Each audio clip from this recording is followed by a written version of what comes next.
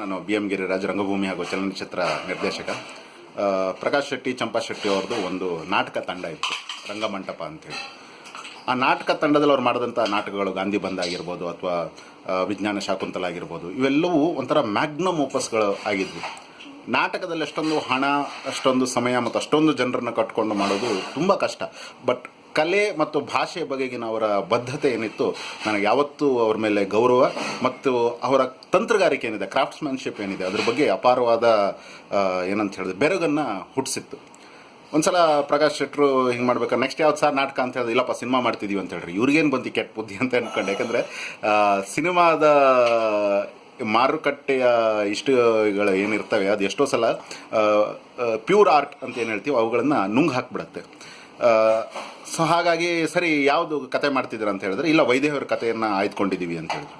ವೈದೇಹಿಯವರು ನನ್ನ ಮೆಚ್ಚಿನ ಲೇಖಕಿಯರಲ್ಲಿ ಒಬ್ಬರು. ಆ್ಯಂಡ್ ಹೌದಾ ಸರ್, ತುಂಬ ಚೆನ್ನಾಗಿದೆ, ಯಾರು ಡೈರೆಕ್ಟ್ ಮಾಡ್ತಿದ್ದಾರೆ ಅಂತ ಹೇಳಿದ್ರೆ, ನನ್ನ ತಲೆಯಲ್ಲೂ ಇದ್ದದ್ದು ಯಾರೋ ಬೇರೆಯವರು ಇವ್ರು ಪ್ರೊಡ್ಯೂಸ್ ಮಾಡ್ತಾರೆ, ಬೇರೆಯವ್ರು ಡೈರೆಕ್ಟ್ ಮಾಡ್ತಾರೆ ಅಂತ ಇಲ್ಲ, ಚಂಪಾ ಶೆಟ್ಟಿ ಅವರೇ ಡೈರೆಕ್ಷನ್ ಮಾಡ್ತಾರೆ ಅಂತ ಹೇಳಿದ್ರು. ತುಂಬ ಖುಷಿ ಆಯಿತು. ಯಾಕಂದರೆ ಆ ಕಥೆ ಆಗಿರ್ಬೋದು ಮತ್ತು ಅವ್ರನ್ನ ನಾಟಕದಲ್ಲೂ ಅವರ ತಂತ್ರಗಾರಿಕೆಯನ್ನು ನಾವು ನೋಡಿದ್ವಿ.